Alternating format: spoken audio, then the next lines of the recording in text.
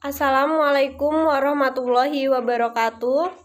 Kami dari kelompok 4 akan mempresentasikan produk kami mengenai keripik pisang amoy-amoy.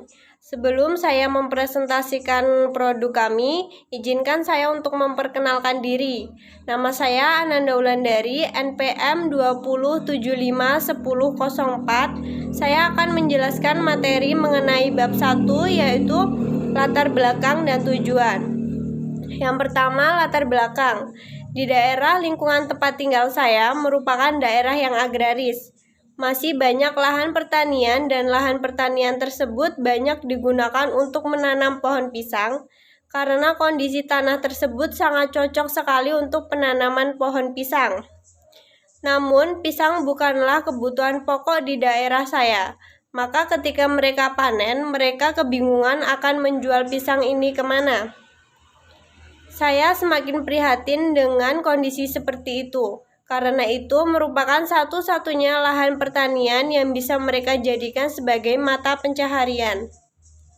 Melihat kondisi seperti ini, saya berinisiatif akan membuat sebuah usaha yang pastinya dapat membantu kesulitan-kesulitan yang sedang terjadi di daerah saya, yaitu dengan membantu masyarakat yang mempunyai lahan pertanian pohon pisang dan juga membantu masyarakat yang tidak mempunyai pekerjaan. Saya akan membuat keripik pisang. Dengan seperti itu, para petani yang menanam pohon pisang tidak akan lagi kebingungan untuk menjual hasil panen. Dan dengan saya membuat keripik pisang ini, saya juga dapat menarik tenaga kerja sehingga dapat mengurangi angka pengangguran di daerah tempat tinggal saya. Yang kedua yaitu tujuan, untuk meningkatkan kreativitas dalam berusaha. Yang kedua untuk memenuhi kebutuhan ekonomi. Dan yang ketiga sebagai ladang wirausaha. Bab 2. Metode pelaksanaan. Alat dan bahan.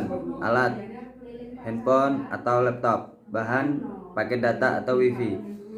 Metode analisis. Pisang merupakan jenis tumbuhan yang bisa ditemui dengan mudah di Indonesia dan kita dapat menemukannya hampir di seluruh pulau Indonesia. Buah pisang ini memiliki manfaat yang baik untuk tubuh dan dikonsumsi. Memiliki rasa yang manis dan enak. Keripik pisang ini juga bisa dijadikan salah satu peluang usaha yang menguntungkan karena proses pembuatan yang mudah dan produk keripik pisang ini mudah diterima oleh masyarakat. Keripik pisang juga sudah tak asing lagi bagi cemilan ringan yang enak dan gurih di masyarakat. Jadi orang pun tidak akan merasa bosan bila terus mencoba keripik pisang.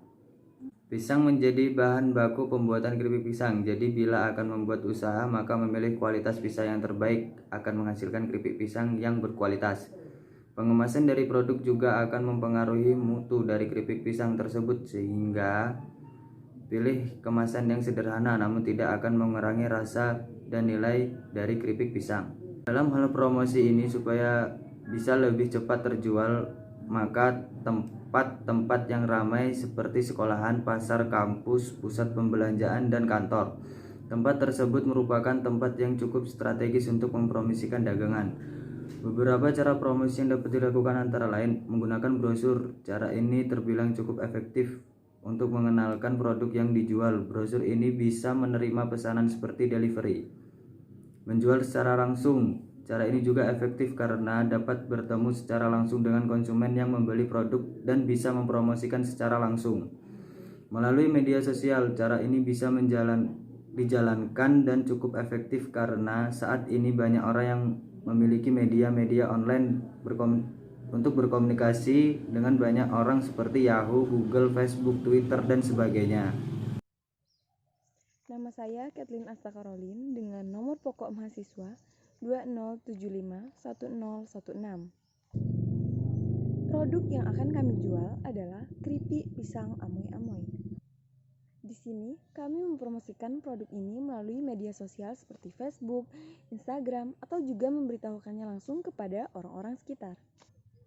Dalam membuka suatu usaha, kita pasti membutuhkan sebuah rencana agar usaha yang kita buat berjalan dengan lancar.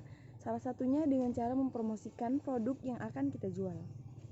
Pemasaran secara online di era teknologi saat ini sangat membantu dalam peningkatan usaha dan bisnis, karena informasi yang kita sampaikan bisa dengan sangat cepat tersampaikan. Nama Anissa Nurrahma, NPM 20751005. Di sini saya akan mempresentasikan bagian dari pengorganisasian yang terdiri dari panitia inti dan seksi-seksi.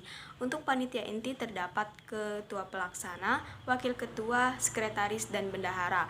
Untuk ketua pelaksana yaitu David Virgiawan, wakil ketuanya Anissa Nurrahma, sekretarisnya Reisa Ari Kurnia, dan bendahara Ananda Ulandari. Untuk tugas untuk seksi-seksi terdiri dari seksi perlengkapan, seksi dekorasi, seksi acara, seksi humas, seksi dokumentasi, dan seksi keamanan. Tugas pokok panitia inti yang terdiri dari 4 bagian tadi. Yang pertama adalah ketua pelaksana atau seorang pemimpin. Dia adalah pimpinan penyelenggaraan pameran yang bertanggung jawab atas suatu kelancaran pelaksanaan pameran tersebut. Dalam mensukseskan suatu pameran tersebut, maka pemimpin ini harus memiliki sikap yang tegas, jujur, bertanggung jawab, serta sabar dalam suatu kegiatan acara tersebut.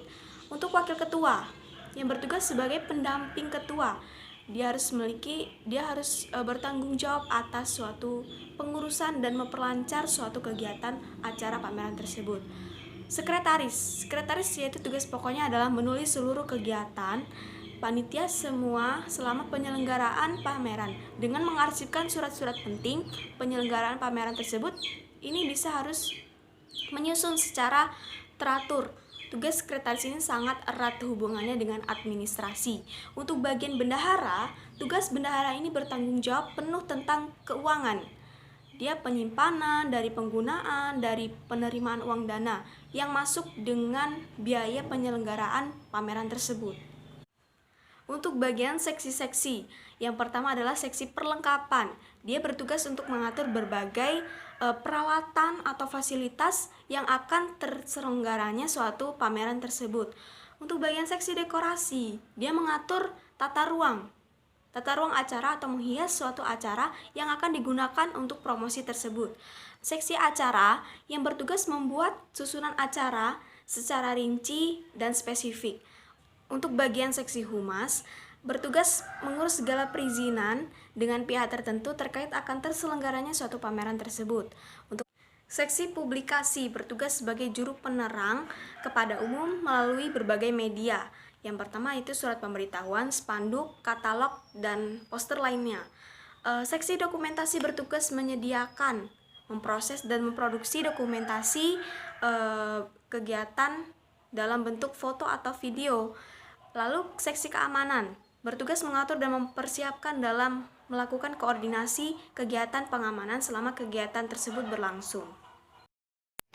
Perkenalkan, nama Reisa Ari Kurnia, NPM 20751021. Di sini saya akan menjelaskan tentang pelaksanaan. Strategi pelaksanaan pemasaran yang kami lakukan adalah yang pertama, menggunakan media internet.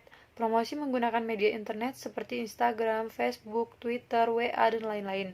Karena sebagian masyarakat telah menggunakan media internet sehingga masyarakat dapat mengetahui usaha kita dengan mudah dan cepat. Strategi yang kedua, kami menggunakan dari mulut ke mulut. Strategi ini merupakan strategi yang paling sederhana karena kita cukup memberitahu kepada orang-orang terdekat kita seperti teman-teman kita agar mereka secara tidak langsung mengetahui usaha kita. Baik, selanjutnya pengendalian. Modal usaha keripik pisang kami adalah 250.000. Laba yang kami harapkan adalah sebesar 1.000 per kemasan. Dan penjualan minimal kami adalah sebanyak 50 kemasan agar kembali modal. Lalu, perhitungan laba ruginya, apabila kami dapat menjual 100 kemasan, maka laba yang kami dapatkan adalah sebesar 250.000.